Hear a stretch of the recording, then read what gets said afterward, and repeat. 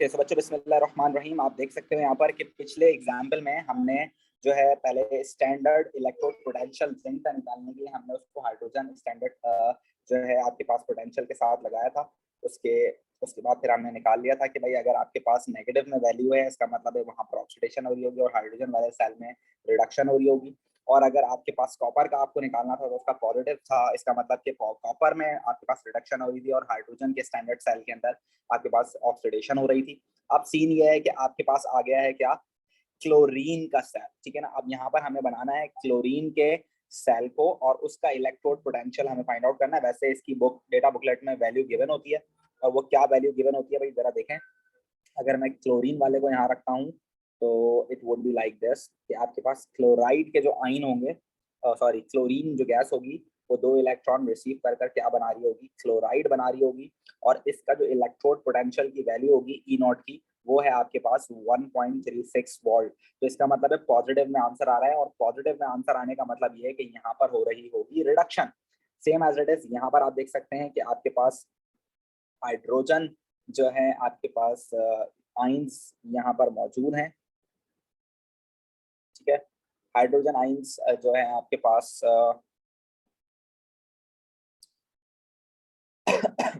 वो electron loss करके +1 बनता है ना, तो ये वापस से गेन ऑफ इलेक्ट्रॉन करेगा तो उसके बाद ये हाइड्रोजन गैस बन जाएगी। तो यहाँ पर इसका इलेक्ट्रोड पोटेंशियल जो है 0.00 वोल्ट्स है।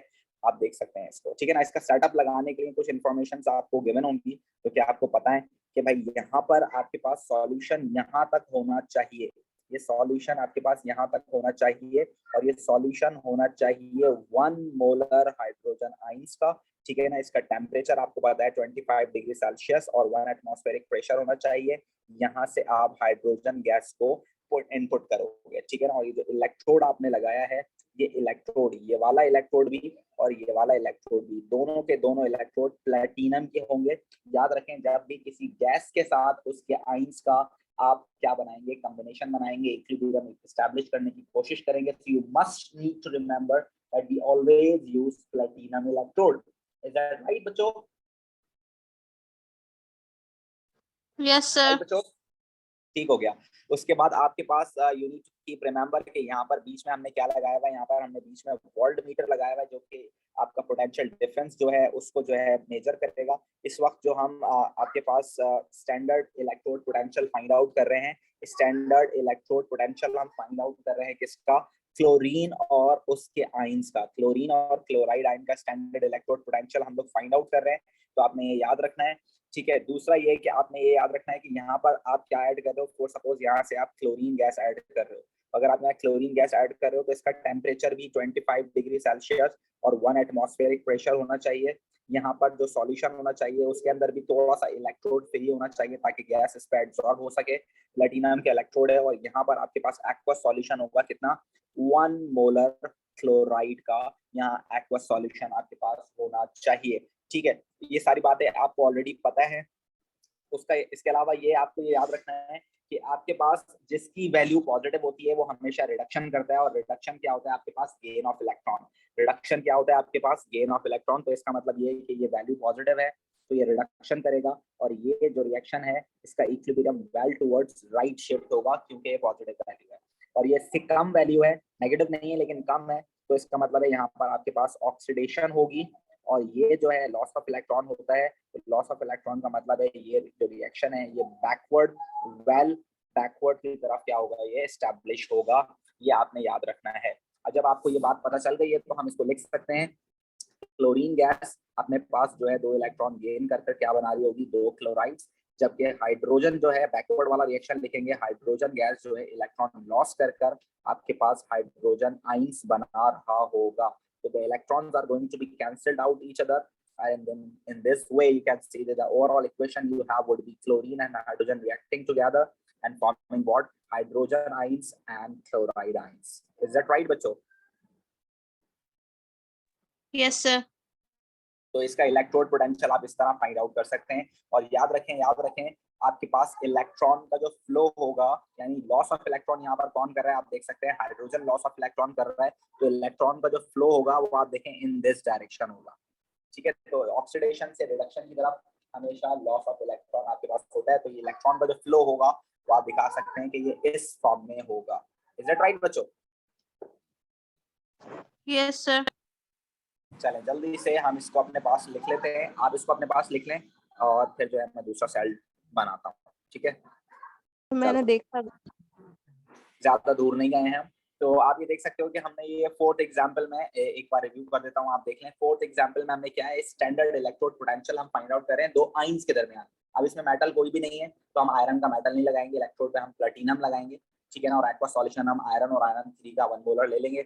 इसकी आपके पास वैल्यू जो है आप देख सकते हैं डेटा बुकलेट में प्लस 0.77 वोल्ट दी गई है, इसका मतलब है रिडक्शन, ठीक है। और हाइड्रोजन का वोल्ट 0.00 है, तो 0.77 बड़ा है, 0 छोटा है, तो 0 पे ऑक्सीडेशन होगी, पॉजिटिव वाले पे क्या होगी आपके पास रिडक्शन होगी, ठीक है भाई। तो आप यहाँ देख सकते हैं, अब इसकी क्वेश्चंस में लिखता हूँ।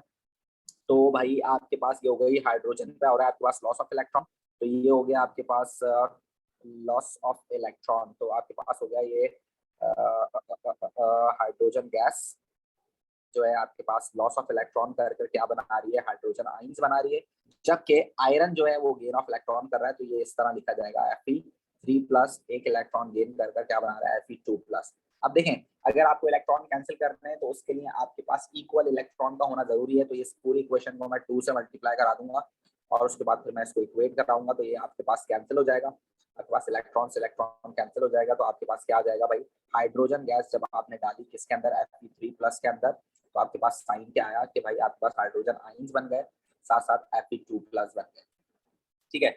और याद रखिएगा, जब कभी भी आपके पास किसी इक्वेशन को आप 2 से या 3 से मल्टीप्लाई कराते हैं तो इसका हरगिज मतलब नहीं है कि आप जो है उसकी जो इलेक्ट्रोड पोटेंशियल की वैल्यू है उसको भी आप मल्टीप्लाई कराएं, उसको हरगिज आप मल्टीप्लाई नहीं कराएंगे। उसकी वजह ये होती है, उसकी वजह ये होती है कि देखें, ये जो रिडॉक्स रिएक्शंस होते हैं या जितने भी आपके इस तरह के रिएक्शन होते हैं जिसमें इलेक्ट्रॉन लॉस और गेन हो रहे होते हैं, तो भाई एक साइड से अगर 2 इलेक्ट्रॉन गेन हो रहे होंगे ना, तो दूसरी साइड से 2 इलेक्ट्रॉन लॉस होंगे। Equal number of electron gain और equal number of electron loss होते हैं। तो अगर वहां से 2 इलेक्ट्रॉन लॉस हुए हैं तो यहाँ 2 इलेक्ट्रॉन गेन होंगे, अगर वहां से 2 इलेक्ट्रॉन गेन हुए हैं तो वहां से 2 इलेक्ट्रॉन लॉस होंगे। तो इक्वल नंबर ऑफ इलेक्ट्रॉन होते हैं तभी इक्वल काम होता है आपके पास। तो जो भी आपके पास आयरन 3+ से आयरन 2+ में कन्वर्ट होने के लिए जो आपके पास इलेक्ट्रॉन वोल्ट की वैल्यू होगी वो सिर्फ तभी पॉसिबल है जब ये 2 इलेक्ट्रॉन आपके पास जो है गेन करके 2 आयरन आयन को कन्वर्ट करेगा। अदरवाइज तो हाइड्रोजन अगर 2 प्रोवाइड करता है और ये 1 करेगा तो रिएक्शन कंप्लीट नहीं होगा। इनकम्प्लीट प्रोसेस में कभी भी इलेक्ट्रॉन वोल्ट की वैल्यू नहीं आएगी। तो इसको आप कभी भी इलेक्ट्रॉन वोल्ट को आप मल्टीप्लाई बाय 2 नहीं करेंगे, आपने सिर्फ क्या करना है, आपने इसको इक्वेट करके कैंसिल करना है, तो उसका फर्क आपके पास इलेक्ट्रॉन वोल्ट पे नहीं आएगा। इज दैट राइट बच्चों?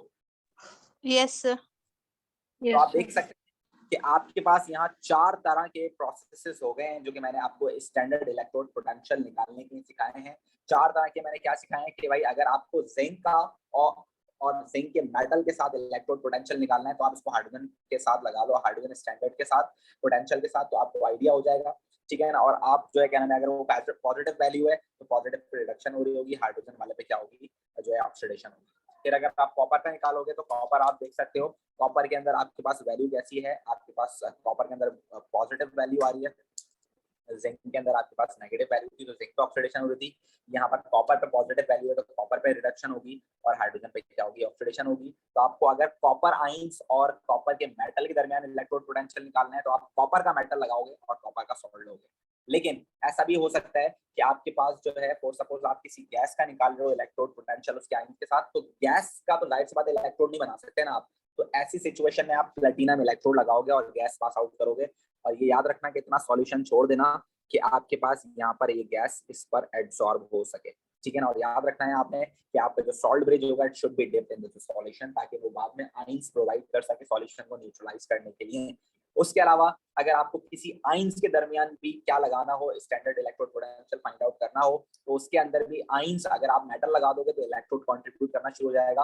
तो हरगिज ऐसा नहीं करना है आपने, उसमें भी प्लेटिनम इलेक्ट्रोड ही लगेगा। तो ये 4 अलग अलग मैंने आपको एग्जांपल्स दे दी, इसको आप लिख सकते हो अगर अपने पास चाहो तो आप इसको इस तरह लिख लो, in case of potential difference, in case of potential difference between metal and its ions, अगर आप किसी मेटल और उसके आइंस के दरमियान इलेक्ट्रोड पोटेंशियल बनाना चाहते हो तो what you need to use metal electrode, उसी मेटल का इलेक्ट्रोड यूज करोगे आप, राइट, उसी मेटल का इलेक्ट्रोड यूज करोगे आप। और दूसरी सिचुएशन आपके पास ये है, इन केस ऑफ पोटेंशियल डिफरेंस आपको फाइंड आउट करना हो किसका, between gas and it's ions. अगर आप किसी गैस और इट्स के आइंस के दरमियान क्या लगाना चाहते हो, पोटेंशियल डिफरेंस फाइंड आउट करना चाहते हो, तो आप क्या यूज करोगे, यूज प्लैटिनम इलेक्ट्रोड। ठीक है बच्चों। और अगर आप पोटेंशियल डिफरेंस किसी आइंस के दरमियान फाइंड आउट करना चाहते हो, इन case of potential difference between ions, सिर्फ और सिर्फ आइंस के दरमियान अगर आप फाइंड आउट करना चाहते हो, तो आप क्या करोगे, अगेन यूज प्लैटिनम इलेक्ट्रोड। तो ये 3 सिचुएशंस हैं जो कि आपको पता होनी चाहिए।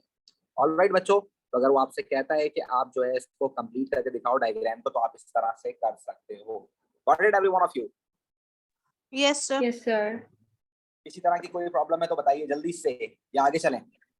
Sir I have a question. आप आयन जो लाइक आयन जिसको डिस्प्ले करना होगा उसको प्लैटिनम पे कैसे आप एब्जॉर्ब करवाएंगे? तो देखो, हमने प्लैटिनम यूज ही इसलिए किया है ताकि वो उसके ऊपर जा ही नहीं, इलेक्ट्रोड पे जाए ही नहीं, सिर्फ सॉल्यूशन के अंदर काम चले। ठीक है, अगर हम इलेक्ट्रोड इस्तेमाल कर लेते आयरन का तो फिर काम बनता है इस तरह से। और हम अगर आप देखें प्लैटिनम को, अगर आप किसी गैस से कनेक्टेड करा रहे हो तो आप वो सॉल्यूशन थोड़ा सा छोड़ते हो ताकि प्लैटिनम पे गैस एब्जॉर्ब हो और फिर जो है आपके पास कनेक्शन बने। पोटेंशियल डिफरेंस के लिए आपके पास गैस एब्जॉर्ब होगी तो जब तो आइंस के साथ जो है ना वो डिफरेंस क्रिएट करेगी। अदरवाइज अभी तो सॉल्यूशन के अंदर ही है दोनों, 2+B और 3+B, तो हमें जरूरत ही नहीं है एब्जॉर्प्शन। ठीक है सर, ठीक है। तो प्लैटिनम इलेक्ट्रोड का काम गैसेस के अंदर डिफरेंट होता है और आयंस के अंदर डिफरेंट होता है। यस, आइंस के अंदर प्लैटिनम इलेक्ट्रोड का काम सिर्फ इतना सा है कि it is providing you what number of electrons towards the solution, ताकि इलेक्ट्रिसिटी पास हो सके। एक सर्किट कंप्लीट कर रहा है और इलेक्ट्रोड का जो काम है बस वो कर रहा है। ठीक है, ना तो वो कंज्यूम हो रहा है, ना ही अपने ऊपर कुछ डिपॉजिट करा रहा है, ना ही अपने ऊपर एब्सॉर्ब करा रहा है। ऑलराइट, अब आप देखें स्टैंडर्ड इलेक्ट्रोड पोटेंशियल के बाद अब हमने बात करनी है किसकी, अपनी नेक्स्ट डेफिनेशन की। और नेक्स्ट डेफिनेशन हमारे पास आ जाती है किसकी भाई, नेक्स्ट डेफिनेशन मेरे पास है। अब हम यूज करेंगे क्या, अब हम यूज करेंगे स्टैंडर्ड सेल पोटेंशियल। अब हम क्या निकालेंगे भाई, अब हम निकालेंगे स्टैंडर्ड सेल पोटेंशियल, और इसको बोलते हैं हम स्टैंडर्ड सेल पोटेंशियल। ठीक है ना, SCP। अब देखें ये सारी डेफिनेशंस अलग अलग हैं, इनको आपने जो है अलग अलग ही कंसीडर करना है। आपने पहले इलेक्ट्रोड पोटेंशियल सीखा कि ये एक चीज होती है आपके पास इलेक्ट्रोड पोटेंशियल, पहली टर्मिनोलॉजी आपने सीखी इलेक्ट्रोड पोटेंशियल। ठीक है ना, बेसिक टर्मिनोलॉजीज में आपको पता चला कि भाई एक मेटल या उसके आयंस होते हैं आपस के अंदर, इलेक्ट्रॉन डेंसिटी की वजह से कुछ आपस में उनका डिफरेंस क्रिएट होता है। ठीक है, उसके बाद आपने चाहा कि यार मैं निकालूं तो सही कितना होता है, तो उसको निकाल आप ऐसे नहीं सकते थे, उसको निकालने के लिए आपको चाहिए था स्टैंडर्ड हाइड्रोजन इलेक्ट्रोड। तो फिर आपने सेकंड डेफिनेशन जो पढ़ी वो स्टैंडर्ड हाइड्रोजन इलेक्ट्रोड की पढ़ी।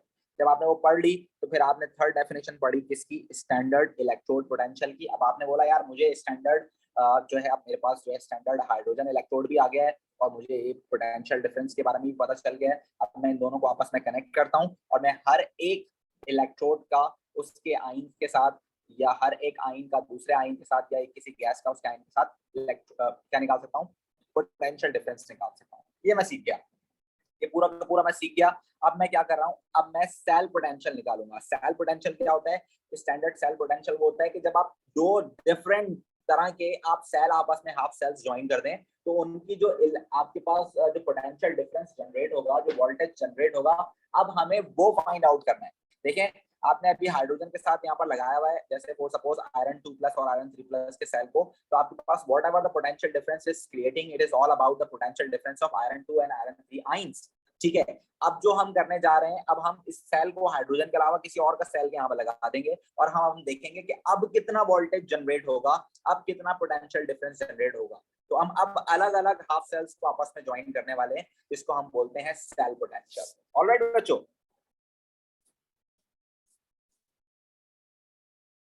ऑलराइट बच्चों, तो इसके अंदर सबसे पहली एग्जांपल, सबसे इंपॉर्टेंट एग्जांपल आपके पास जो हो सकती है, एग्जांपल नंबर 1, वो है कॉपर की और जिंक की। यार बहुत आती है ये एग्जांपल, ये बहुत ज्यादा sir example. Standard cell potential की डेफिनेशन क्या होगी? यार स्टैंडर्ड सेल पोटेंशियल के डिफरेंस ये है कि आप दो डिफरेंट हाफ सेल्स आप लगाएंगे, आप दो जिनके अलग अलग पोटेंशियल डिफरेंस होंगे।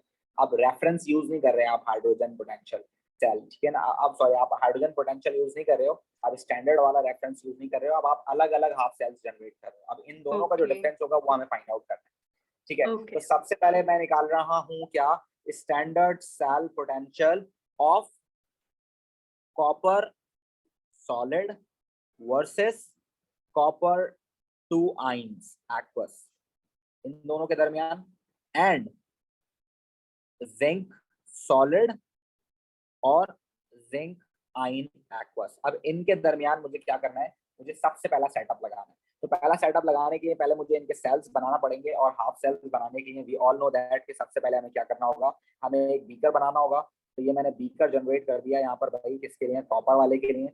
दूसरे वाले के लिए मैं यहाँ पर लगा लेता हूँ जिंक वाले के लिए एक और बीकर मैंने रेडी कर लिया है। और ये बीकर रेडी करने के बाद भाई यहाँ पर हमारे पास आप देख सकते हैं मैं इसके अंदर एक इलेक्ट्रोड लगाऊंगा, और क्योंकि दोनों ही आपके पास सॉलिड और आइंस हैं, तो इसका मतलब ये हुआ कि हम जो यहाँ पर लगाने वाले हैं इलेक्ट्रोड, वो कॉपर वाले में कॉपर का लगाएंगे और जिंक वाले में जिंक का इलेक्ट्रोड लगाएंगे। ऐसे ही है बच्चों? Yes, sir. Yes, sir. अब इन दोनों को हम क्या कर देंगे भाई, इन दोनों को हम वोल्ट मीटर से कनेक्ट कर देंगे, ताकि वोल्ट मीटर हमें बता सके कि आपने कितना वोल्टेज जनरेट किया है, ठीक है। इनको वोल्ट मीटर से कनेक्ट कर दिया, उसके बाद इसके अंदर हम सॉल्यूशंस ले लेंगे इनके। तो ये कॉपर वाले में कॉपर वाले का सॉल्यूशन आ जाएगा,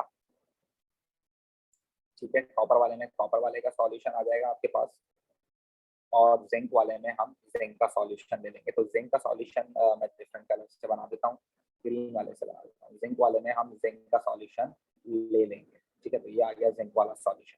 अब साथ साथ इसके अंदर हम क्या करेंगे, सॉल्ट ब्रिज लगाएंगे। तो ये हो गया आपके पास सॉल्ट ब्रिज, ये हमने इन दोनों को सॉल्ट ब्रिज से कनेक्ट कर दिया ताकि हमारा सर्किट कंप्लीट हो सके, राइट बच्चों? Is that clear everyone of you? Yes, sir. So bachcho, what is this?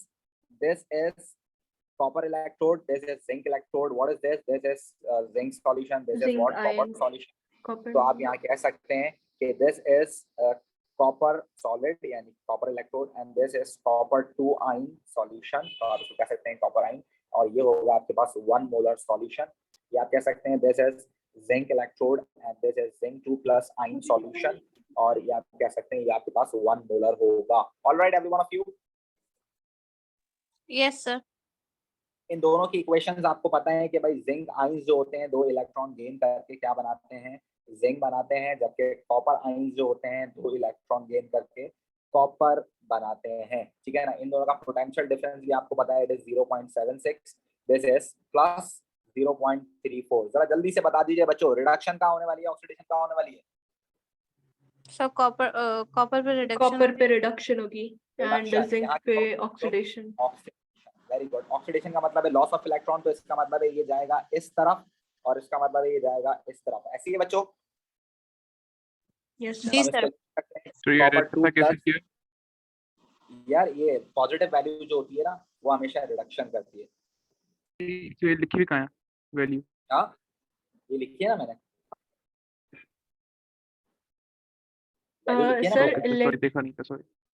Sir, electrons will travel from zinc to copper.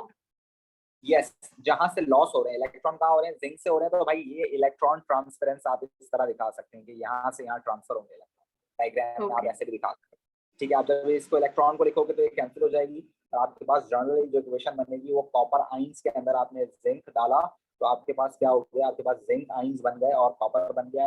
I already told you that highly reactive metal always replace less reactive metal from their salt. ये आप O level से पढ़ते हुए आ रहे हो, तो ये वही स्टफ है। ऑलराइट बच्चों? जी सर। उसके अलावा एक और इम्पोर्टेंट चीज जो आपके पास यहाँ हो सकती है, वो हो सकती है ई नॉट ऑफ द सेल। इस सेल की ई नॉट वैल्यू क्या होगी? तो भाई ई नॉट वैल्यू क्या होती है? ई नॉट वैल्यू होती है आप हमेशा रिडक्शन में से आप ऑक्सीडेशन माइनस करते हो, या उसका बोल सकते हो राइट टू लेफ्ट, ठीक है ना। आप देख सकते हैं कि रिडक्शन वाला राइट हैंड साइड पर जा रहा है, जबकि ऑक्सीडेशन वाला लेफ्ट हैंड साइड पे जा रहा है। तो आप इसको इस तरह से भी कंसीडर कर सकते हो। तो आपके पास राइट हैंड साइड वाले की वैल्यू कितनी है बच्चों? राइट हैंड साइड वाले की वैल्यू है 0.34 नेगेटिव, और जबकि लेफ्ट हैंड साइड की वैल्यू है आपके पास नेगेटिव 0.76। तो ओवरऑल आपके पास ई नॉट की वैल्यू कितनी आ गई? This is positive 1.10 watts. Alright बच्चों, Yes, sir. any problem to any one of you? All clear? Yes, sir. Sir, what देखो, does आप ER and EL represent? ER का मतलब होता है बेटे रिडक्शन माइनस ऑक्सीडेशन, या आप कह सकते हैं राइट माइनस Okay. लेफ्ट। ठीक Okay. है। अच्छा देखो बच्चों, आप लोगों के ध्यान में ये सवाल आ सकता है कि सर आपने जो है ना एक छोटी सी मिस्टेक कर दी है, मेरे ख्याल से आप इसको सही कर लें। आपके ध्यान में ये सवाल आ सकता है, आप कह सकते हैं सर आपने एक छोटी सी मिस्टेक की होगी। और वो क्या मिस्टेक की है सर आपने मिस्टेक ये की है कि जिंक वाली जो इक्वेशन है वो लिखी हुई थी राइट, मतलब सीधी इक्वेशन लिखी हुई थी, आपने उसको उल्टा करके लिखा है, आपने फ्लिप करके उसको लिखा है। तो अगर आपके पास माइनस 0.76 का इलेक्ट्रोड पोटेंशियल है तो इसका हिसाब से तो आपको इसको प्लस कर देना चाहिए। आप जब इसको घुमा के लिख रहे हो तो इसको प्लस भी करो, ऐसी है। बोल सकते हैं आप लोग? सर समझ नहीं आया। बात समझ में नहीं आई? अच्छा देखें, आप बोल रहे हैं, मैं आपको कह रहा हूँ कि आपके पास जो इक्वेशन है ये जिंक वाली इक्वेशन ऐसे लिखी हुई है ना, स्ट्रेट लिखी हुई है, राइट साइड पे लिखी हुई है ना, जी। किस डायरेक्शन में जा रही है? इस डायरेक्शन में जा रही है। लेकिन अगर आप देखें तो मैंने इसको उल्टा करके लिखा है, मैंने इस डायरेक्शन में करके लिखा है इसको, अगर आप देखें तो, है ना। जी। तो आप कह सकते हैं कि सर अगर फॉरवर्ड डायरेक्शन में इसकी इलेक्ट्रोड जो ये आपकी इसकी जो ई नॉट की वैल्यू है वो क्या है? माइनस 0.76 है। तो जब आप इसको फ्लिप करके लिख रहे हैं इक्वेशन को, तो इसको प्लस करके लिखें, आप माइनस क्यों लिख रहे हैं? बोल सकते हैं ना। जी। जी। तो देखें बच्चों, हमने जो फॉर्मूला जनरेट किया हुआ है ना, ये जो जिस केमिस्ट ने भी ये फॉर्मूला बनाया, उसने जो जनरेट किया है, आप देखें उसने किया क्या है। उसने जो लेफ्ट हैंड साइड वाली है, हमेशा जहां पर ऑक्सीडेशन हो रही होगी वही इक्वेशन उल्टी करके लिखी जाएगी, वही इक्वेशन फ्लिप करके लिखी जाएगी। तो हमेशा ऑक्सीडेशन वाली जो वैल्यू है वो फ्लिप करके लिखी जाएगी। तो उसने फॉर्मूले में रखा ही उसको माइनस के बाद है, उसने ऑक्सीडेशन वाली को रखा ही फॉर्मूले में माइनस के बाद है। तो अगर आप ऑक्सीडेशन वाले को माइनस के बाद रखते हो तो आप देखें, अगर इसकी वैल्यू प्लस होगी तो खुद ब खुद माइनस हो जाएगी, अगर इसकी वैल्यू माइनस होगी तो खुद ब खुद प्लस हो जाएगी। आप देख सकते हैं इसकी वैल्यू माइनस थी और फिर माइनस माइनस क्या हो गया? प्लस हो गया। तो यू कैन सी दिस कि formula generated he already in this way है कि आप अगर उसकी वैल्यू जैसी भी हो, पॉजिटिव हो नेगेटिव हो, आप उसको रखें ही नहीं, वो फ्लिप करके वो खुद ही फ्लिप हो जाएगी। Is it right everyone of you? Yes, sir. So this is the fourth thing that you need to remember. This is the fourth thing to remember, बच्चों. This is the fourth basic definition, which is standard cell potential that you need to keep remember. All right, everyone. Yes, sir. अब देखें हमारे syllabus में इससे related एक और सवाल आता है पेपर्स में, आप देखोगे एक और सवाल इससे रिलेटेड। वो क्या होता है? वो होता है सेल रिप्रेजेंटेशन डायग्राम। एक आपके पास सवाल आता है कि आप भाई इस सेल की रिप्रेजेंटेशन डायग्राम बना के दिखाइए, इस सेल की रिप्रेजेंटेशन डायग्राम बना के दिखाइए। पेपर में इसका सवाल आता है। अब जरा आप गौर से देखिए। Sir?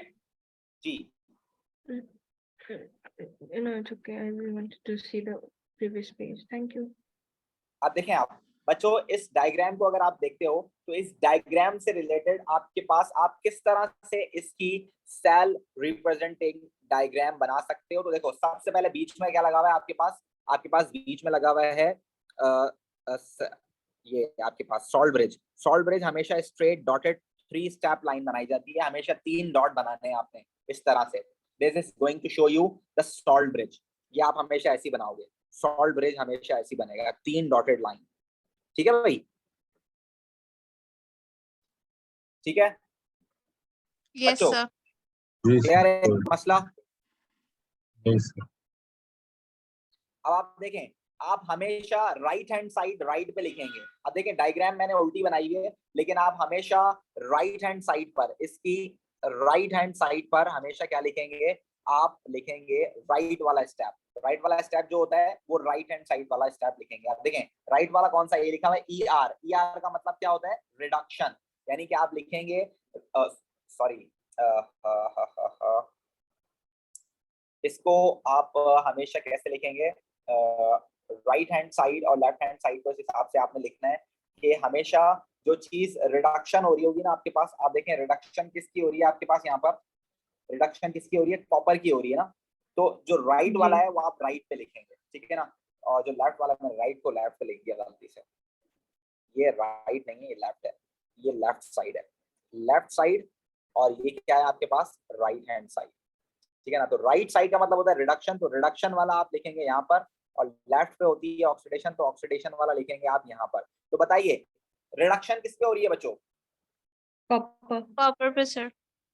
तो कॉपर इनिशियली कैसा था आपके पास, कॉपर इनिशियली आपके पास था एक्वस, कॉपर इनिशियली था आपके पास एक्वस, और वो किस में कन्वर्ट हो गया बच्चों, कॉपर आपके पास जो है रिड्यूस्ड होकर यानी कि इलेक्ट्रॉन गेन करने के बाद सॉलिड में कन्वर्ट हो गया। इज दैट राइट और नॉट? Yes yes sir. और लेफ्ट हैंड साइड पे ऑक्सीडेशन हो रही है, तो ऑक्सीडेशन कैसे हो रही है भाई, जिंक इनिशियली सॉलिड था और वो इलेक्ट्रॉन लॉस करके ऑक्सीडाइज होकर किस में कन्वर्ट हो गया, जिंक 2+ में यानी कि एक्वस में। ये बन गई आपके पास cell representing diagram, representation diagram, ठीक है भाई। इसके ना इक्वेशन नहीं लिखनी, बस ये लिखना है Cu2+/Cu।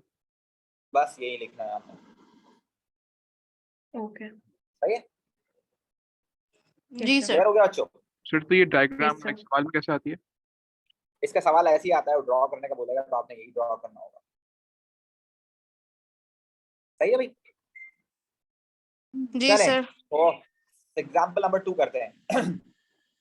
एग्जाम्पल नंबर 2 की बात करते हैं, तो इस वक्त मैं स्टैंडर्ड सेल पोटेंशियल बना रहा हूं किसके दरमियान बच्चों, अब मैं बना रहा हूं किसके दरमियान, कॉपर सॉलिड, और ये कन्वर्ट हो रहा है किसमें, कॉपर 2+ एक्वस में, और सिल्वर सॉलिड और इसके एक्वस आइंस के दरमियान। अब मैं इसके दरमियान क्या बनाने जा रहा हूँ, एक दोबारा से स्टैंडर्ड सेल पोटेंशियल बनाने जा रहा हूँ। अब थोड़ा सा डेफिनेटली सेम चीज होगी, बस थोड़ी सी चेंज हो जाएगी, आपको वही देखना है सिंपल। तो जल्दी से इसको हम फॉरवर्ड बनाएंगे, इसको फौरन फौरन। ये हमने बनाया एक सेल, ठीक है ना, ये हो गया सेल, ये हो गया हमारे पास दूसरा सेल, ठीक है, और इस सेल को हमने बना दिया। उसके बाद हम इसके अंदर क्या लगाएंगे, दोनों ही, क्योंकि आपके पास सॉलिड वर्सेस आइंस हैं, तो आप इन दोनों के अंदर ही क्या बनाएंगे बच्चों, इन दोनों के अंदर ही आप बनाएंगे क्या, इलेक्ट्रोड, उसी मेटल के जिस मेटल का आप आइन और मेटल क्या कर रहे हो, बनाना जा रहे हो, तो हमने बना दिया। उसके बाद इन दोनों को ही आप वोल्ट मीटर से कनेक्ट कर दोगे, तो ये मैंने कर दिया, इन दोनों को वोल्ट मीटर से कनेक्ट। ये बार बार मैं बना के आपको सिर्फ इसलिए दिखा रहा हूँ ताकि आपको ये याद हो जाए, ठीक है। और बीच में हम लगाएंगे क्या बच्चों, salt bridge. Is that right बच्चों? Yes, sir. Yes sir. तो ये आ गया आपके पास सॉल्यूशन, ये आ गया सॉल्यूशन, ठीक है ना, आपके पास सॉल्यूशन आ गया, और साथ साथ आपके पास क्या आ गया, सॉल्यूशन के साथ साथ आपके पास आ गया इसका सॉलिड। तो आप यहाँ बता सकते हो कि व्हाट इज दिस, आपके पास ये आ गया वोल्ट मीटर, ठीक है ना, और ये क्या चीज है आपके पास, ये क्या चीज है आपके पास, आप बता सकते हो, ये क्या चीज है आपके पास, बता सकते हो, ये क्या चीज है आप बता सकते हो, ये क्या चीज है आप बता सकते हो। तो भाई ये है आपके पास, फॉर सपोज कोई भी मर्जी आपकी कुछ भी बना लें, तो ये कॉपर सॉलिड यानी इसका इलेक्ट्रोड, ये कॉपर आइंस का सॉल्यूशन, और ये होना चाहिए 1 मोलर, ठीक है ना। ये हो गया आपके पास क्या, ये हो गया आपके पास सिल्वर मेटल यानी इसका इलेक्ट्रोड, और ये हो गया सिल्वर आइंस का aqua solution, it should be 1 molar, right बच्चों? जी sir. Yes, sir. Yes sir. Equation fix है, कॉपर 2 आइंस जो हैं 2 इलेक्ट्रॉन गेन करके क्या बनाते हैं भाई, कॉपर बनाते हैं। इसका जो आपके पास वैल्यू है ये फिक्स है 0.34 वोल्ट, ये आपको डेटा बुकलेट में मिल जाएगी। सिल्वर आइंस का एक +1 चार्ज होता है, तो ये 1 इलेक्ट्रॉन गेन करके क्या बनाता है, सिल्वर बनाता है, और इसका भी आपके पास जो डेटा बुकलेट में वोल्ट्स की वैल्यू है वो है 0.80 वोल्ट्स। अब देखें प्रॉब्लम क्या आ गई, दोनों ही पॉजिटिव आ गए। वो भाई दोनों पॉजिटिव आए या जितने भी आए, जो बड़ी वाली वैल्यू है वो रिडक्शन कर लेगी, सिंपल इज दिस। तो इसकी वैल्यू बड़ी है, पॉजिटिव ज्यादा बड़ा है, तो ये रिडक्शन कर लेगा, और जो रिडक्शन करता है वो क्या होता है, वो रिडक्शन होता है गेन ऑफ इलेक्ट्रॉन, तो ये फॉरवर्ड जाएगा, ये फॉरवर्ड चला जाएगा, ठीक है ना। और ये कह रहे हैं रिडक्शन है तो राइट हैंड साइड पे चला जाएगा, रिडक्शन आर से राइट हैंड साइड तो आसान हो जाएगा। इसकी वैल्यू कम है तो ये ऑक्सीडेशन करेगा तो ये कहाँ जाएगा, लेफ्ट हैंड साइड जाएगा, बैकवर्ड जाएगा। ऑलराइट बच्चों, जी तो आप Yes, लिख सकते हैं कि कॉपर क्या हो गया आपके पास भाई, आपके पास कॉपर जो है बैकवर्ड जाएगा, तो यू कैन राइट दिस, इसको इस तरह लिख सकते हो बैकवर्ड वाले को, और सिल्वर आपके पास फॉरवर्ड जाएगा तो सिल्वर को आप कैसे लिख सकते हो, इस तरह लिख सकते हो। Again we need to cross the electrons, so we need to multiply the whole equation with 2, तो ये इलेक्ट्रॉन से इलेक्ट्रॉन आपके पास क्या हो जाएगा, क्रॉस हो जाएगा। तो कॉपर आपने अगर डाला सिल्वर के सॉल्ट में, भाई सिल्वर इज लेस रिएक्टिव, तो कॉपर डेफिनेटली उसको क्या कर देगा, रिड्यूस कर देगा, and it would form like this. Alright बच्चों, yes, sir. ठीक है। उसके बाद ई नॉट की वैल्यू कैसे निकालेंगे बच्चों, E nought of the cell can be find out by E reduction minus oxidation. Oxidation तो रिडक्शन कहाँ हुई है भाई, रिडक्शन हुई है आपके पास इस वाले में, तो आप लिख सकते हो 0.8 minus 0.34, so it would give you कितना आंसर आएगा बच्चों, देख लो 0.46 वोल्ट्स। राइट बच्चों, Yes, sir. कोई मसला है किसी को, no sir Yes, sir. All clear. Cell representation diagram बना लें। यस सर तो भाई सेल रिप्रेजेंटेशन डायग्राम अगर हम बनाएंगे तो वो कैसे बनाएंगी, आप लोग कैसे बनाएंगे, ये बनाया हमने क्या, ये हमने बनाया 3 डॉटेड लाइंस, जो कि बता रहा है आपके पास क्या, देखिए आपके पास बता रहा है कि ये है सॉल्ट ब्रिज। उसके राइट हैंड साइड पे रिडक्शन लिखोगे, तो रिडक्शन कहाँ हो रही है भाई, आपके पास सिल्वर पे हो रही है, आपके पास सिल्वर आइंस थे, आपके पास सिल्वर आइंस थे, अब नहीं है भाई, वो किसमें कन्वर्ट हो गए, सिल्वर सॉलिड में। ठीक है, जी इससे और लेफ्ट हैंड साइड पे क्या लिखोगे, ऑक्सीडेशन। आपके पास कॉपर था, आपके पास कॉपर था, वो अब किसमें कन्वर्ट हो गया, कॉपर आइंस में हो गया, कॉपर कॉपर आइंस। आइंस। तो ये हो गई आपके पास सेल रिप्रेजेंटेशन डायग्राम।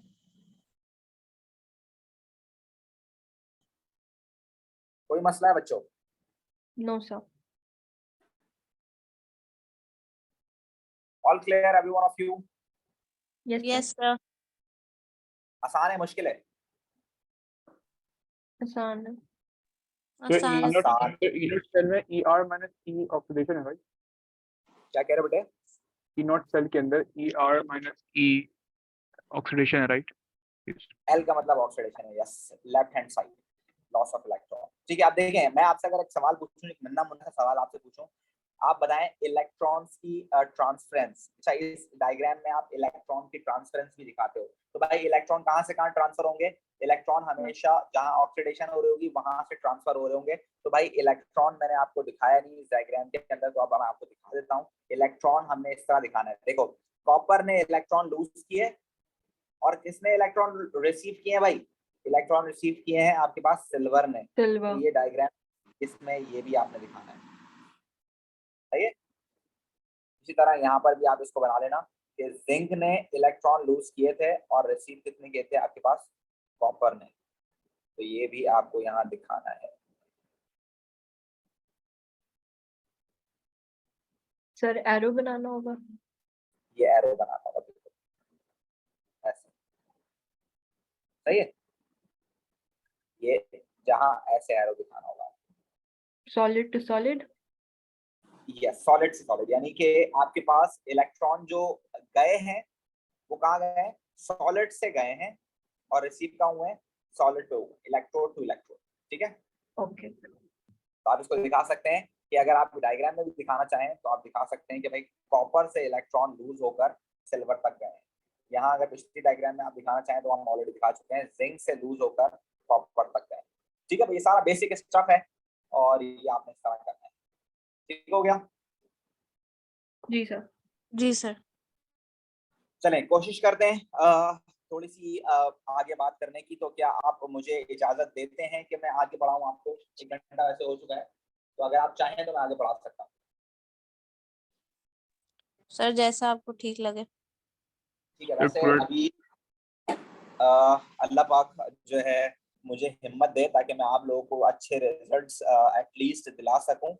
तो आप बस दुआ किया कीजिए ताकि आप भी सेहतमंद रहें, मैं भी सेहतमंद रहूं, हमारी क्लासेस भी सेहतमंद रहें। अभी सुबह से तकरीबन तीसरी क्लास ले रहा हूँ मैं, जो कि 2 घंटे से ऊपर हो चुकी है। वर्कशॉप भी मैं ऑलरेडी एक फिजिकल और एक जो है ऑनलाइन ले चुका हूँ बच्चों। 250 बच्चे थे मेरी क्लास में भी, पिछली क्लास में, और अल्हम्दुलिल्लाह वो बड़ी अच्छी गई। और अभी मेरी कोशिश ये है कि मैं आपको भी 2 घंटे पढ़ा दूंगा, मुझे मसला नहीं, मेरी एनर्जी डाउन नहीं होगी, बस आप अपनी एनर्जी डाउन नहीं करना। सही है भाई? आगे चलें, एक आध दो एग्जाम्पल करते हैं, उसके बाद खत्म करते हैं। सही है? जी सर। इस जी सर। टॉपिक को ही खत्म कर देना, जान छूट जाए, उसके बाद फिर हम नेक्स्ट चीज पढ़ेंगे अगली क्लास में इंशाल्लाह। तो भाई हमने आपको कितना करके बचा है हमारा ये? क्या कह रहे बेटे? कितने % बचा है टॉपिक हमारा? बस इतना, जितना पढ़ा दूंगा आज के बाद उतना ही बचेगा। सही है? उसके बाद पास पेपर प्रैक्टिस। पहले इसको कंप्लीट कर लेंगे तो पास पेपर भी कर लेंगे, कोई मसला नहीं है। सही है? अब P5 देखो हमने तो पेपर 5 से पहले पेपर 5 करा दूंगा, अभी पेपर 4 की तैयारी करो, उसकी वेटेज ज्यादा है। सही है? देखिए बच्चों, आपके पास आप देख सकते हैं कि मैंने आपको कॉपर से जिंक वाला, कॉपर और जिंक वाला करा दिया, मैंने आपको कॉपर और सिल्वर वाला भी करा दिया है। तो अब हम चलते हैं नेक्स्ट की तरफ, हमारा तीसरी एग्जाम्पल की तरफ जो है, तीसरी एग्जाम्पल की तरफ आ जाते हैं भाई। तीसरी एग्जाम्पल मेरे पास किस चीज की है? एक और एग्जाम्पल है मेरे पास, एग्जाम्पल नंबर 3 है मेरे पास। एग्जाम्पल नंबर 3 मेरे पास है। अब मैं कॉपर और गैस वाला बनाऊंगा यहाँ पर सेट अपना। You can say that standard cell potential of copper versus copper ions and chlorine versus chloride ions। तो अब मैं इसका आपके पास बनाने जा रहा हूँ। ठीक है, चले आ जाएं, इसको जल्दी से बनाते हैं। हमारे पास जो है इसका सेटअप लगेगा। तो पहले आपके पास ये आ गया सेल, एक सेल आ गया आपके पास। ठीक है, ऐसे आ गया। ये हमारे पास आ गया दूसरा सेल, तो दूसरा सेल मैंने बना दिया। ठीक, दूसरे सेल के बाद हमने इन दोनों के अंदर इलेक्ट्रोड लगाना है। वाला लगाऊंगा बच्चों, तो कॉपर के अंदर डेफिनेटली मुझे कॉपर का इलेक्ट्रोड लगाना पड़ेगा बच्चों, राइट? Yes sir. और अगर मैं क्लोरीन वाला बनाऊंगा तो उसके अंदर कौन सा इलेक्ट्रोड लगाऊंगा बच्चों? डेफिनेटली मुझे इसके अंदर प्लैटिनम। लगाना पड़ेगा प्लेटिनम इलेक्ट्रोड। जबरदस्त बच्चों, तो ये हो गया मेरे पास प्लेटिनम इलेक्ट्रोड वाला सेटअप। ठीक है, जब जाहिर सी बात है मैं प्लेटिनम इलेक्ट्रोड वाला लगाऊंगा तो मुझे क्या करना पड़ेगा? मुझे इसमें से गैस पास आउट करना पड़ेगी, और गैस को पास आउट करने के लिए मुझे लगाना पड़ेगा ये वाला सेटअप, है ना भाई? तो ये मैंने लगा दिया, ये वाला सेटअप। सही है, ये मेरा सेटअप हो गया यहाँ पर कंप्लीट। ठीक है, अब मैं क्या करूंगा? मैं इन दोनों को कनेक्ट करूंगा। इन दोनों को कनेक्ट करने के लिए मुझे बीच में चाहिए वोल्टमीटर भी। तो ये मैंने इसको कनेक्ट कर दिया इससे, और ये यहाँ मैंने लगा दिया वोल्टमीटर, और साथ साथ मैं इसके दरमियान क्या लगा दूंगा? सॉल्ट ब्रिज लगा दूंगा। और आपको याद होना चाहिए यहाँ पर सॉल्ट ब्रिज सॉल्यूशन में डिप होना चाहिए। ठीक है, तो ये मैंने लगा दिया। उसके बाद मैं इसके अंदर सॉल्यूशंस डालूंगा। ठीक है ना, इसके अंदर कॉपर का सॉल्यूशन होना चाहिए, इसके अंदर आपके पास कॉपर का सॉल्यूशन होना चाहिए, और यहाँ आपके पास क्या होना चाहिए? यहाँ पर आपके पास क्लोराइड गैस का या क्लोराइड का सॉल्यूशन होना चाहिए। ठीक है, चलिए आप इसको फुलफिल करते हैं जल्दी से। आप देख सकते हैं कि यहाँ पर ये आपके पास ये आपके पास क्या आ गया? ये कॉपर मेटल आ गया, ये कॉपर का सॉल्यूशन आ गया। यहाँ से आप क्या ऐड करोगे आपको बताना चाहिए।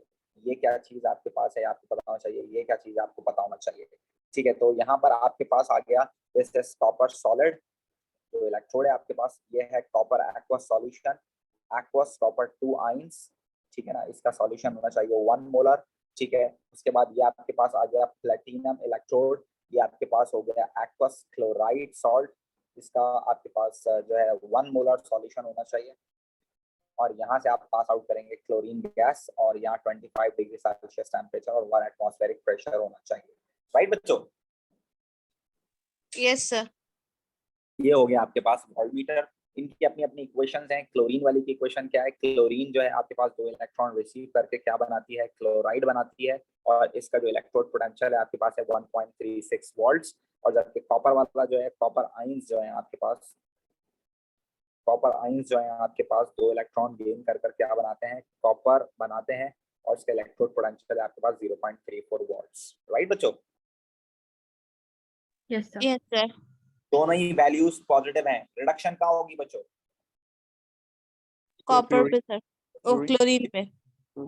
रिडक्शन उसकी वैल्यू पॉजिटिव में बड़ी होगी वहां होगी तो ये राइट हैंड साइड पर शिफ्ट होगा, और यहाँ पर आपके पास होगी ऑक्सीडेशन तो डेफिनेटली ये आपके पास लेफ्ट हैंड साइड पर शिफ्ट होगा। तो इसका मतलब ये हुआ कि इसको हम लिख सकते हैं क्लोरीन जो है 2 इलेक्ट्रॉन गेन करके क्या बनाएगी, क्लोराइड बनाएगी, जबकि कॉपर जो है आपके पास, कॉपर जो है 2 इलेक्ट्रॉन लॉस कर कर आपके पास कॉपर आयंस बनाएगा, और इस तरह इलेक्ट्रॉन से इलेक्ट्रॉन कैंसिल हो जाएगा। जो आपके पास इक्वेशन बचेगी वो क्या होगी, क्लोरीन और कॉपर आपस में रिएक्ट कर कर क्या बना रहे हैं, कॉपर आयंस और क्लोराइड आयंस। राइट बच्चों?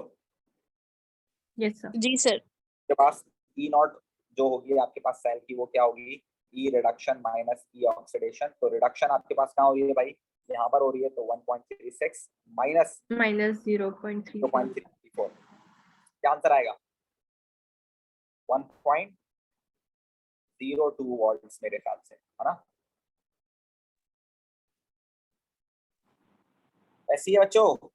जी सर। कोई मसला किसी को, आ गई बात, ग्रिप में आ गई है, कोई मसला तो नहीं है? Yes. No sir. नहीं सर। बना ले इसकी cell representation diagram. Yes sir. जी सर। Cell representation diagram. अब इसमें आपने एक छोटी सी बात नहीं है वो सीखनी है। सेल रिप्रेजेंटेशन डायग्राम जो है इसमें एक छोटी सी बात है आपके पास जो आपको नई सीखनी है, तो जरा आइए उसको सीख लेते हैं। अब देखिए ये आपने बनाया क्या बच्चों, ये आपने बना लिया सॉल्ट ब्रिज। क्लोरीन गैस थी, ऐसी है, क्लोरीन गैस थी, किसमें कन्वर्ट हुई, क्लोराइड में, क्लोराइड एक्वासाइन में, ठीक है। अब मसला क्या है, अब मसला ये है कि इससे पहले हम यहाँ स्लैश लगा रहे थे बीच में, अगर आप देख रहे थे तो इससे पहले हम बीच में स्लैश लगा रहे थे, अब हम स्लैश नहीं लगाए, क्योंकि प्रॉब्लम ये है कि जो क्लोरीन आप जब यूज करते हो बच्चों, तो क्लोरीन यूज करते वक्त आप मजबूरी है हमारी कि हम प्लेटिनम इलेक्ट्रोड यूज करते हैं, ऐसी है। जी। तो स्लैश जी सर। लगेगा उसके लिए, यहाँ पर हमें मजबूरी कॉमा लगाना पड़ेगा, ठीक है भाई। ओके सर, ये सारे गैसेस के लिए होगा राइट? हाँ, ये हमेशा उसके लिए होता है जब आपके जो स्लैश होता है ना, स्लैश हम लगाते हैं इलेक्ट्रोड और आयंस के दरमियान, तो इसलिए हमें इलेक्ट्रोड को अलग करने के लिए स्लैश लगाना पड़ेगा।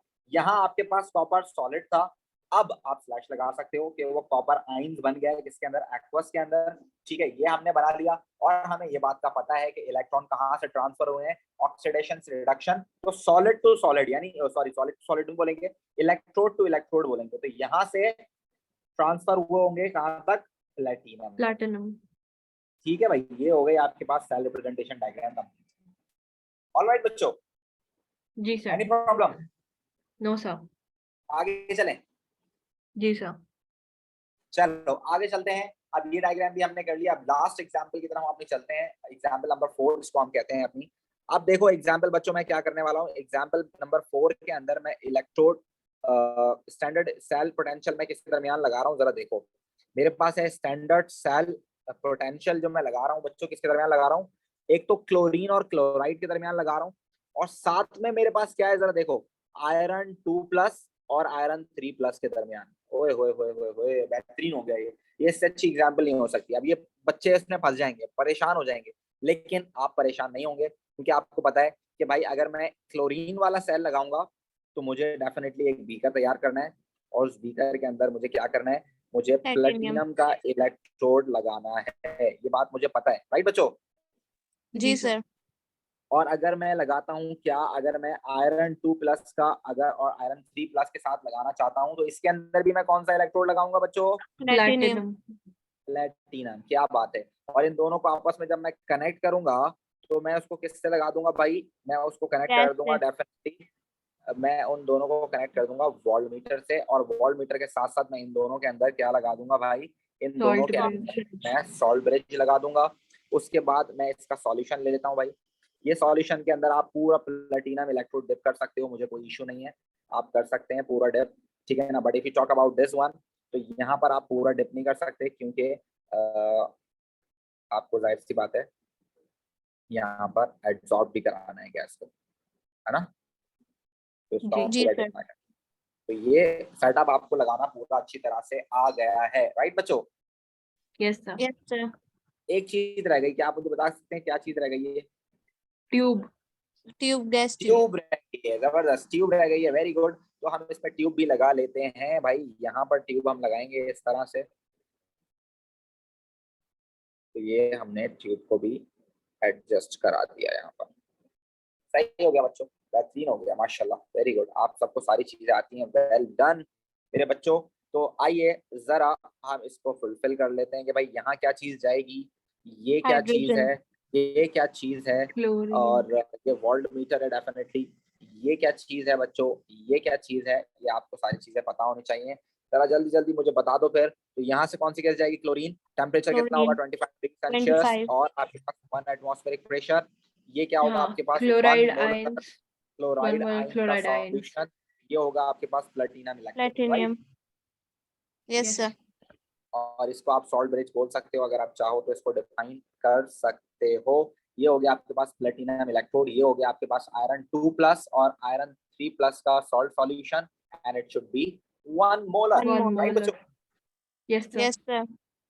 तो वी नो दैट क्लोराइड्स जो होते हैं आपके पास वो कैसे बनते हैं। क्लोरीन 2 इलेक्ट्रॉन गेन कर क्या बना लेती है, 2 क्लोराइड बना लेती है, और उसकी अभी हमने लिखी थी थोड़ी देर पहले 1.36 वोल्ट इसकी होती है। और आयरन 3+ इलेक्ट्रॉन गेन करके क्या बना लेता है, आयरन 2+ बना लेता है। और इसकी भी वोल्टेज की वैल्यू हमने लिखी थी 0.77 वोल्ट। किसका वोल्टेज ज्यादा है बच्चों, 1.36।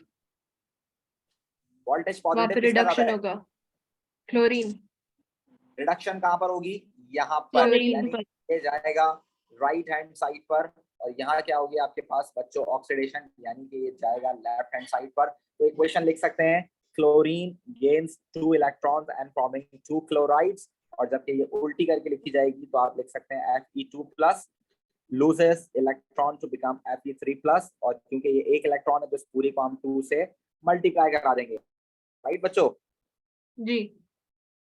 जब आप इसको पूरे को 2 से मल्टीप्लाई करा दोगे तो फिर ये क्या हो जाएंगे, इलेक्ट्रॉन से इलेक्ट्रॉन कैंसिल हो जाएंगे, आपके पास क्या बचेगी, क्लोरीन और आयरन 2+ आयंस। आपने जब इसको इंक्लूड किया तो आपके पास बन गया आयरन 3+ आयंस और क्लोराइड्स। वेरी गुड बच्चों, everyone of you, well done. और ई नॉट सेल कैसे निकलेगा भाई, ई रिडक्शन माइनस ई ऑक्सीडेशन। ऑक्सीडेशन। तो आपके पास आ जाएगा, रिडक्शन की वैल्यू कितनी है भाई, रिडक्शन की है 1.6 माइनस 0.77। क्या आंसर आएगा बताइए, 0.59। 0.59 volts. Alright everyone of you. फिर Yes, ई sir. नॉट की वैल्यू हमेशा पॉजिटिव रहेगी, बिकॉज बिगर माइनस स्मॉल होता है। यार नेगेटिव भी No, आ सकती है, बट no. अभी हमने जितनी एग्जांपल की है वो तो सब में पॉजिटिव ही आ रही है। बिकॉज रिडक्शन ज्यादा ही होती है हमेशा। हाँ, उसकी वजह ये है कि रिडक्शन को हम सपोज ही क्या कर रहे हैं, हम उसको सपोज ही जो है ये कर रहे हैं कि कैपिटल वाले पे रिडक्शन होगी, तो इस वजह से भी आप कह सकते हैं। तो दूसरी अगर वजह ये भी दो नेगेटिव अगर हाँ 2 नेगेटिव का मसला आ सकता है, बिल्कुल सही कह रहे हैं।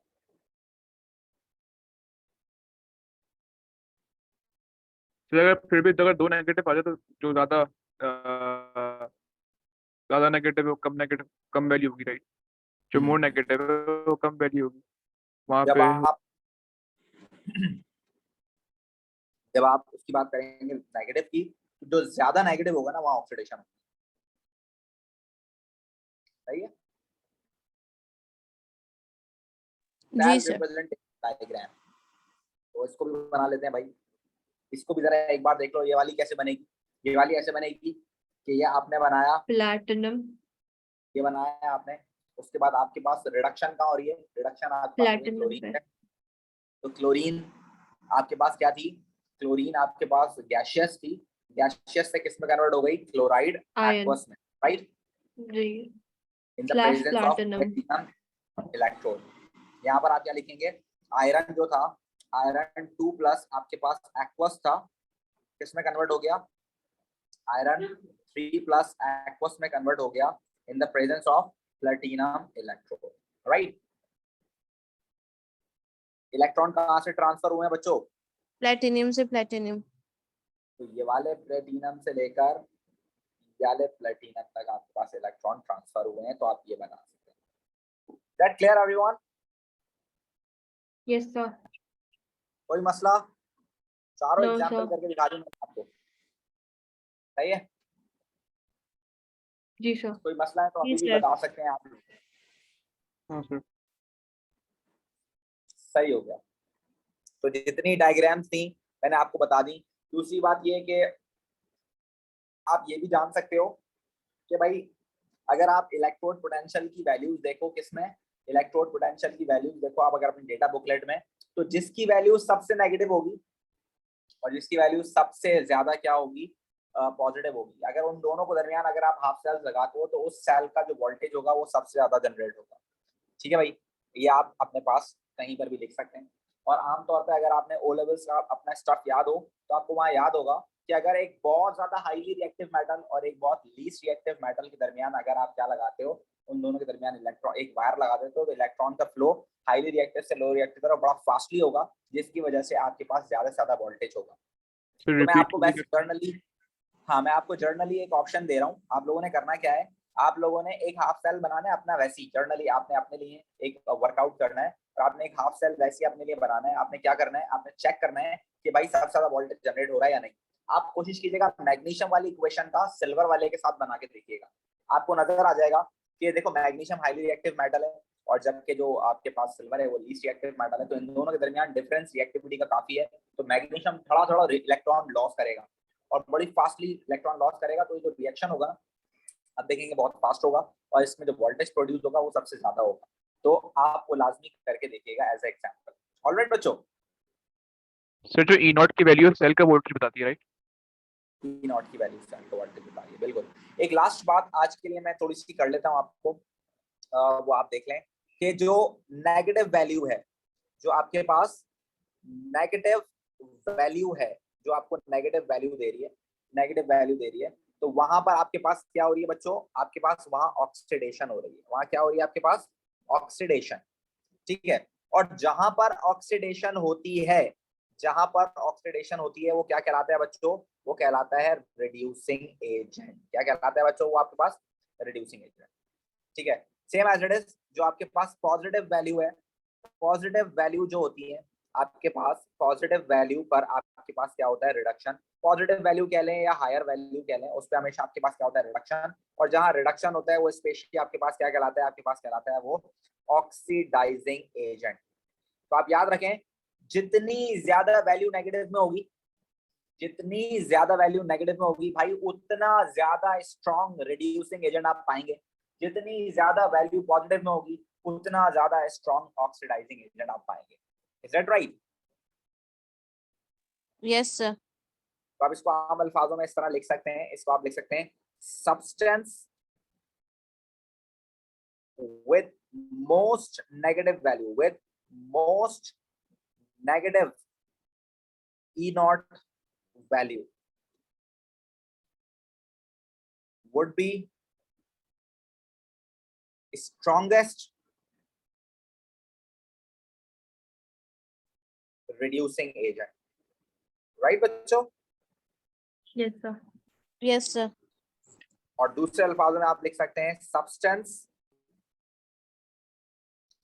with most positive E naught value would be strongest oxidizing agent.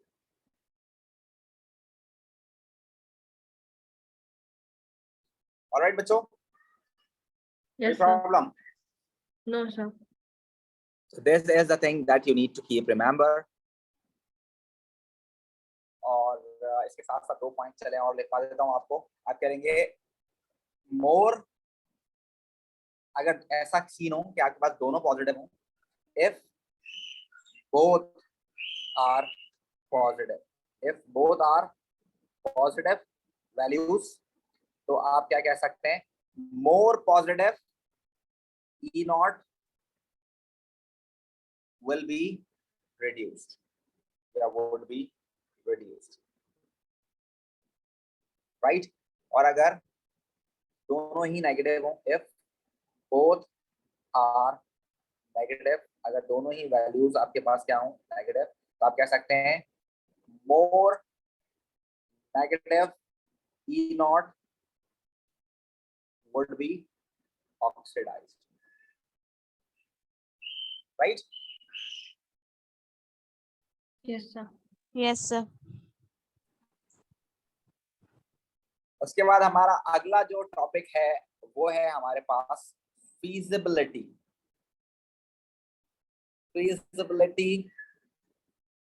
of reactions, जो कि हम करेंगे इंशाल्लाह नेक्स्ट क्लास में।